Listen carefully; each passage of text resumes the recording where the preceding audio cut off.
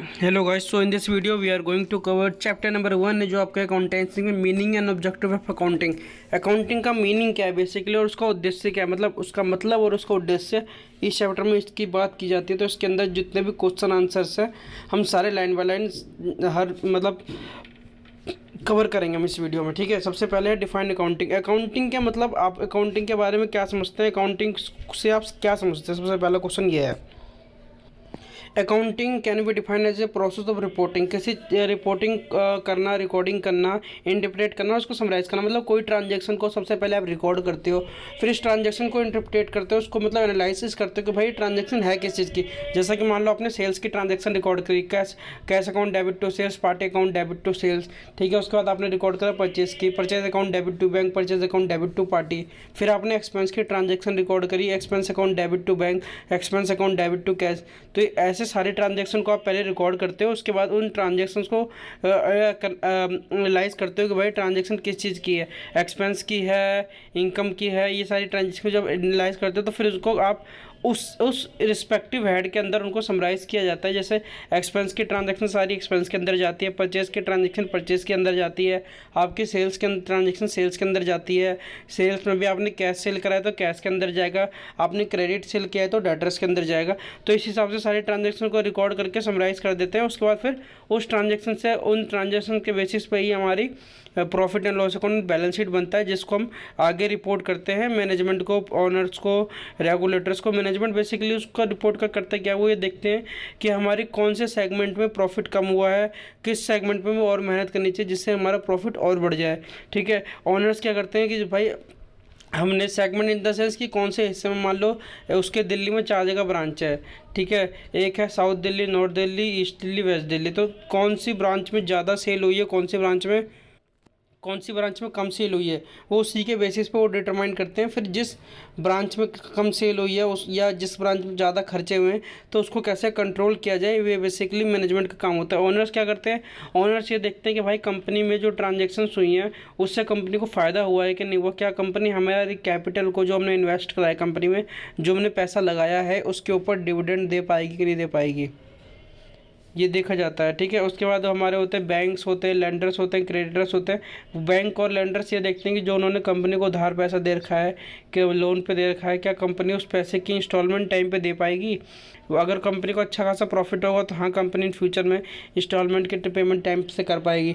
ठीक है, और क्रेडिटर्स ये देखते हैं कि भाई जो हमने कंपनी को उधार सामान बेचा है या कंपनी को उधार सामान दिया है, तो क्या कंपनी हमारे सामान की उधारी मतलब टाइम से चुका पाएगी, 1 महीने में, 2 महीने में, जो उन्होंने टाइम उसके अंदर अलॉट करा है। तो ठीक है, the introduction of accounting help the decision maker of a company to make effective choice by providing information on the financial state of the business. जो अकाउंटिंग के जो डिसीजन मेकर होते हैं, जैसे डेट क्रेडिटर्स होते हैं, लेंडर्स होते हैं, बैंक्स होते हैं, ऑनर्स होते हैं, मैनेजमेंट होती है, आपकी गवर्नमेंट होती है। गवर्नमेंट बेसिकली इसलिए होती है कि गवर्नमेंट ये देखती है कि कंपनी में जो मतलब कंपनी का जो प्रॉफिट हो रहा है, कंपनी ने उस प्रॉफिट पर टैक्स दिया कि नहीं दिया, कंपनी गवर्नमेंट के रेगुलेशंस का, सारे गवर्नमेंट के रेगुलेशन का कंप्लाई कर रही है कि नहीं कर रही। तो इस बेसिस पे वो डिसीजन लेते हैं कि कंपनी को आगे हमें लोन देना है, कंपनी में पैसा में रखे रहना है, या कंपनी से पैसा निकाल देना है। क्रेडिटर्स ये देखते हैं कि भाई हमें कंपनी के पैसा निकालने के लिए कोर्ट में केस तो नहीं फाइल करना पड़ेगा। गवर्नमेंट ये देखती है कंपनी पे हमें बैन तो नहीं लगाना पड़ेगा, या फोर्सफुली कंपनी से पैसा तो रिकवर टैक्स का नहीं करना पड़ेगा। ठीक है, तो उस चीज़ से वो फाइनेंशियल स्टेटमेंट के बेसिस पे ही अपना डिसीजन लेते हैं। फाइनेंशियल स्टेटमेंट क्या होता है, आपके balance sheet, profit and loss account, और नोट्स अकाउंट्स भी होते हैं, और कोई अदर रिपोर्ट भी होती है जो उनको, जो बंदा वो रिपोर्ट मांग रहा है उसको अदर से कोई रिपोर्ट चाहिए, तो वो रिपोर्ट भी फाइनेंशियल स्टेटमेंट में आ जाती है। ठीक है, today accounting is use by everyone. हर कोई अकाउंटिंग का यूज़ कर रहा है, जब भी तो उनको पता है कि उन्होंने कंपनी में कितना पैसा लगा रखा है, क्रेडिटर्स को कितना पैसा लेना है, और गवर्नमेंट को कितना टैक्स लेना है मतलब कंपनी से, और जो तुम्हारा ऑनर्स है और रेगुलेटर्स है, शेयर होल्डर्स है सॉरी, तो उनको कितना पैसा कितना डिविडेंड मिला कितना नहीं मिला। तो अकाउंटिंग अगर वो यूज़ नहीं करेंगे तो उनको ये नहीं पता रहेगा कि भाई मैं कंपनी से कितना पैसा लेना है। अब जो बैंक है, अगर बैंक अकाउंटिंग नहीं करेगा तो उसको क्या पता कि हमने कौन से कस्टमर को कितना पैसा दिया है, उनसे कितना लोन का इंस्टॉलमेंट आ गया है। तो अकाउंटिंग बेसिकली आजकल हर कोई करता है, और good knowledge of accounting beneficial है। हर किसी को गुड नॉलेज होनी चाहिए, अंडरस्टैंडिंग अच्छी होनी चाहिए अकाउंटिंग की, जब भी वो सारे ट्रांजेक्शन को समझ पाएगा, प्रॉफिट एंड बैलेंस शीट देख उस कंपनी के बारे में समझ पाएगा। ठीक है। All accounting act as a language of finance. Accounting एक फाइनेंस की लैंग्वेज की तरह ही काम करता है, क्योंकि अगर अकाउंटिंग नहीं होगी तो आपके बाकी ट्रांजेक्शन नहीं होएगा। अकाउंटिंग एक मतलब बेस है फाइनेंस का। फाइनेंस के अंदर क्या आ जा रहा है, जैसे कि पैसा रेस करना, किसी का मतलब लोगों से पैसे को इन्वेस्ट करना, ठीक है, कंपनी कैसा फंक्शन कर रही है, कंपनी के रिटर्न में इंक्रीमेंट करवाना, ठीक है, कंपनी को अच्छे लोन प्रोवाइड करवाना, कंपनी को चीप लोन प्रोवाइड करवाना, कंपनी को ग्रोथ कैसे हो, कंपनी को फाइनेंशियल फ्रीडम कैसे मिले, ये बेसिकली फाइनेंस का हिस्सा होता है। ठीक है गाइस, तो क्वेश्चन नंबर 2 है distinction between debtor and creditor. Debtor and creditor के बारे में आप क्या समझते हो? तो डेटर्स मतलब क्या होते हैं? जिनको हमने सामान उधार बेच दिया या जिनको हमने service. Debtors are the person जिसको हमने सामान उधार बेच दिया है, जिसको हमने सर्विस अभी दे दी पर उसने हमें पैसे नहीं दिया, या उसके पास पैसे नहीं है अभी देने के लिए पर उसने हमें से सामान ले लिया।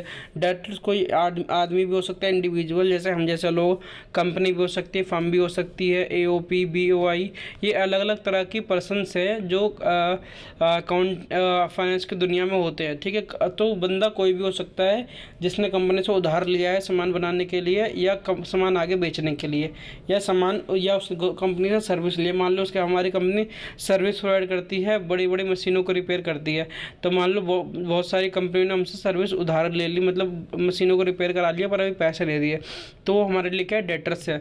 और हम उनके लिए क्या है, क्रेडिटर्स हैं। और जिससे हमने सर्विस ले ली और उनको हमने पैसे नहीं दिए, अभी हम फ्यूचर में पैसे देंगे, तो हमारे लिए वो क्या है, क्रेडिटर है, हमारे उसको पे करना है फ्यूचर में। हमने किसी से सर्विस ले लिया, हमने उसको पैसे नहीं दिए, तो हमारे लिए वो क्या है, क्रेडिटर्स है। तो डेटर्स कौन होते हैं? जिसको पैसा कंपनी पे बकाया है, जो कंपनी को पैसा देगा। और क्रेडिटर्स कौन होते हैं? जिसने कंपनी को पैसा दे दिया है। ये डेफिनेशन आप याद कर लेना। उसका थर्ड क्वेश्चन हमारा what is cash discount. Cash discount क्या है? Cash discount allowed to customer. Cash देखो दो तरह के डिस्काउंट होते हैं, एक आपका कैश डिस्काउंट और ट्रेड डिस्काउंट। कैश डिस्काउंट क्या मतलब ट्रेड डिस्काउंट तो पहले ये होता है कि भाई आप अगर हमसे सामान खरीदोगे, मान लो आपने 10 लाख का सामान हमसे खरीदा, तो हम आपको 10% का डिस्काउंट देंगे। वो ट्रेड डिस्काउंट होता है, वो टर्नओवर से रिड्यूस किया जाता है। जब वो सामान बंदा खरीद रहा है उसी टाइम वो डिस्काउंट दिया जाता है। ठीक है। तो वो टर्नओवर से रिड्यूस किया जाता है। जनरली उसकी अकाउंटिंग नहीं होती, पर कुछ कुछ कंपनियां करती हैं। पर आपको एग्जाम में ये लिखना है कि ट्रेड डिस्काउंट के एंट्री ट्रांजेक्शन रिकॉर्ड नहीं होता है। ठीक है। तो मान लो 10 लाख का सामान है, उस पर 10% का डिस्काउंट, 1 लाख का डिस्काउंट हो गया, तो आपको 9 लाख का सामान पड़ा। ठीक है। जब आप 9 लाख का एंट्री करोगे party account debit to sale, आपने कंपनी पार्टी से क्या बोला कि भाई अगर आप हमें 1 महीने के अंदर पेमेंट कर दोगे तो हम आपको 10,000 रुपये का एडिशनल डिस्काउंट देंगे, जिसको कैश डिस्काउंट कहते हैं। अगर मान लो पार्टी ने 1 महीना पहले पेमेंट कर दिया तो आपको 90,000 का और डिस्काउंट देना पड़ेगा, 10,000 का और डिस्काउंट देना पड़ेगा, जिसमें आपकी आप एंट्री क्या करोगे, cash discount allow debit to तो आप एंट्री क्या करोगे, profit and loss account debit to cash discount. क्योंकि कैश डिस्काउंट जो होता है वो टर्नओवर से रिड्यूस नहीं किया जाता, उसको अलग से प्रॉफिट एंड लॉस में दिखाया जाता है डेबिट साइड में, क्योंकि वो हमारा खर्चा है। ठीक है। पर ट्रेड डिस्काउंट क्या है, वो हम रेगुलर कोर्स ऑफ बिजनेस में ज़्यादातर कस्टमर को देते हैं, तो वो ट्रेड डिस्काउंट हमारा खर्चा नहीं है। पर कैश डिस्काउंट क्योंकि हमें पेमेंट जल्दी चाहिए तो हमें उसका कुछ एडिशनल खर्चा करना पड़ता है, तो उसको कैश डिस्काउंट कहा जाता है। मैंने discount is allowed to customer for making prompt payment, मतलब जल्दी पेमेंट करने के लिए कोई डिस्काउंट दिया जाता है, उसको कैश डिस्काउंट किया जाता है। इसको हमेशा बुक्स में रिकॉर्ड किया जाता है, पर ट्रेड डिस्काउंट को हमेशा बुक्स में रिकॉर्ड नहीं किया जाता। डेटर एंड क्रेडिटर का मैंने डिफरेंस आपको बता ही दिया है। उसके बाद हम लास्ट क्वेश्चन 5th क्वेश्चन पढ़ते हैं, उसके नेक्स्ट बाकी क्वेश्चन मैं नेक्स्ट वीडियो में आपको प्रोवाइड कर दूंगा। How profit and loss specific period determine. अब देखो प्रॉफिट एंड लॉस ना कुछ पीरियड का कुछ हमेशा मतलब स्पेसिफिक पीरियड का होता है। प्रॉफिट एंड लॉस जो बनता है हमारा किसी पीरियड का बनता है, जैसे कि ईयरली हो गया, आपका हाफ ईयरली हो गया, क्वार्टरली हो गया, मंथली हो गया, वीकली हो गया, डेली हो गया। मान लो हम चाहते हैं कि हमारा profit and loss account daily बने, तो हम डेली देखेंगे कितनी सेल हुई है, डेली कितनी परचेस करके डेली कितना खर्चा हो रहा है, उसके बाद जो हमारा प्रॉफिट निकलेगा वो daily profit and loss account होगा। वैसे ही वीकली, मंथली और ईयरली, हाफ ईयरली, क्वार्टरली ऐसा बनता है।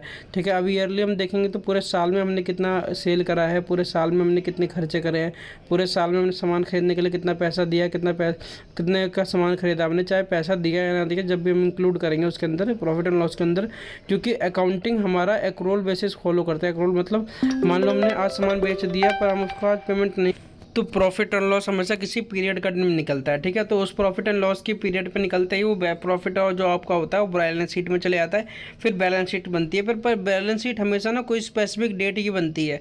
मान लो मैं चाहता हूँ आज मेरे बैलेंस शीट में कितना असेट्स है, कितनी लायबिलिटी है, कितना मैं किसी को पैसा पे करना है। मैं बैलेंस शीट ऐसे नहीं बनाता कि भाई मुझे एक साल में कितना पैसा पे करना है आगे ना, नहीं, जो उससे पहले वाले लोग हैं वो भी पैसा मांगेंगे। तो बैलेंस शीट हमेशा एक डेट की बनती है।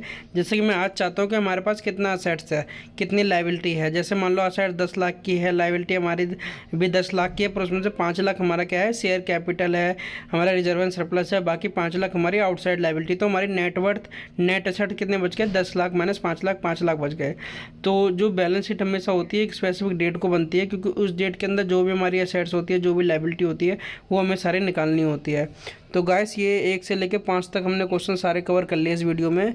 अगर आपको वीडियो अच्छी लगी तो प्लीज़ अपने फ्रेंड दोस्तों के साथ शेयर कर देना और सब्सक्राइब करवा देना साथ में, जिससे कि हमारा चैनल भी थोड़ा ग्रो हो। और इस तरीके की और वीडियो आपके लिए लाने वाला हूँ मैं, तो प्लीज़ कमेंट करना कि आपको किस टॉपिक पे वीडियो जल्दी चाहिए। बाकी मैं लाइन बाय लाइन सारी वीडियो आपको प्रोवाइड करने वाला हूँ। तो thank you guys, love you guys. अगर आपको कोई कॉन्सेप्ट समझने में दिक्कत हुई तो प्लीज़ कमेंट कर देना। अकाउंटिंग मैंने आपको बता दिया, डेटर क्रेडिटर्स का बता दिया, कैश डिस्काउंट स्पेसिफिक पीरियड का क्या है, इसके आगे के क्वेश्चन मैं इसके नेक्स्ट वीडियो में दूंगा आपको।